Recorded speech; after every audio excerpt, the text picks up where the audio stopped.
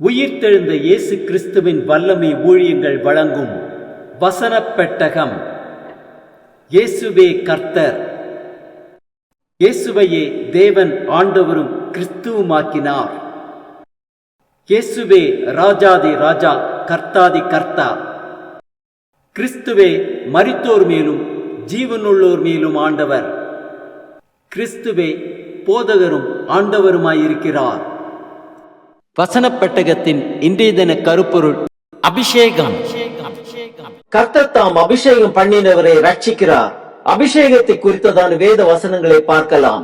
2 Samuel 22:51 வாசிக்கிறோம். தாம் ஏற்படுத்தின ராஜாவுக்கு மகத்தான ரட்சிப்பை அளித்து தாம் அபிஷேகம் பண்ணின தாவீதுக்கும் அவன் சந்ததிக்கும் சதா காலமும் கிருபை செய்கிறார். 1 சாமுவேல் 26:9 வாசிக்கிறோம்.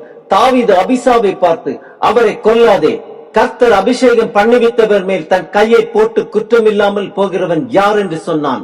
1 நாளாகமும் 16:22 வாசிக்கிறோம். நான் அபிஷேகம் பண்ணினவர்களை நீங்கள் தொடாமலும் என்னுடைய தீர்க்க தரிசிகளுக்கு தீங்கு செய்யாமலும் இருங்கள் என்றார்.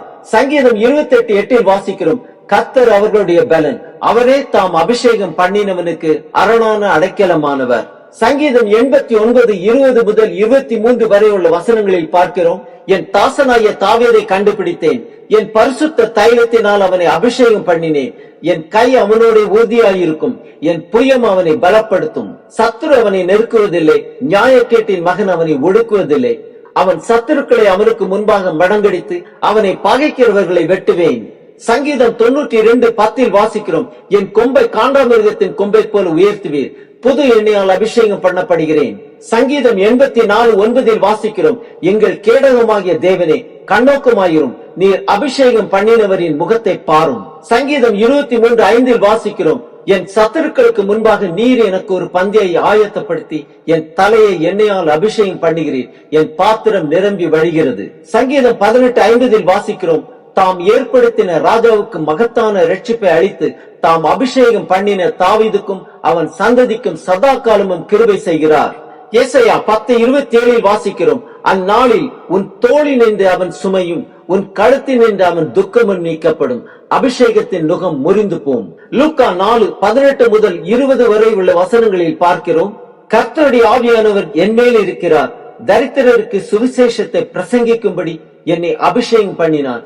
இருதயம் நறுங்குண்டவர்களை குணமாக்கவும், சிறைப்பட்டவர்களுக்கு விடுதலையையும், குருடருக்கு பார்வையையும் பிரசித்தப்படுத்தவும், நொறுங்குண்டவர்களை விடுதலையாக்கவும், கர்த்தருடைய அனுக்கிரக வருஷத்தை பிரசித்தப்படுத்தவும் என்னை அனுப்பினார் என்று எழுதியிருக்கிற இடத்தை அவர் கண்டு வாசித்து புஸ்தகத்தை சுருட்டி பணிவிடைக்காரனிடத்தில் கொடுத்து உட்கார்ந்தார்.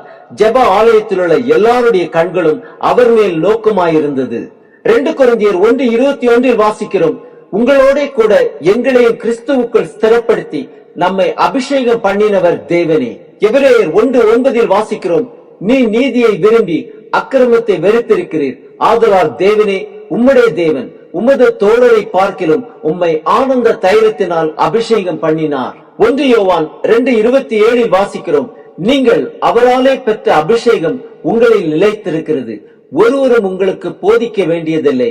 அந்த அபிஷேகம் சகலத்தையும் குறித்து உங்களுக்கு போதிக்கிறது, அது சத்தியமாயிருக்கிறது, பொய் அல்ல. அது உங்களுக்கு போதித்தபடியே அவரில் நிலைத்திருப்பீர்களாக. 1 யோவான் 2:20 வாசிக்கிறோம். நீங்கள் பரிசுத்தராலே அபிஷேகம் பெற்று சகலத்தையும் அறிந்திருக்கிறீர்கள். ஆம், அபிஷேகம் சகலத்தையும் குறித்து நமக்கு போதிக்கிறது. சுவிசேஷத்தை பிரசங்கித்து தேவனுடைய சித்தத்தை நிறைவேற்றுவோம்.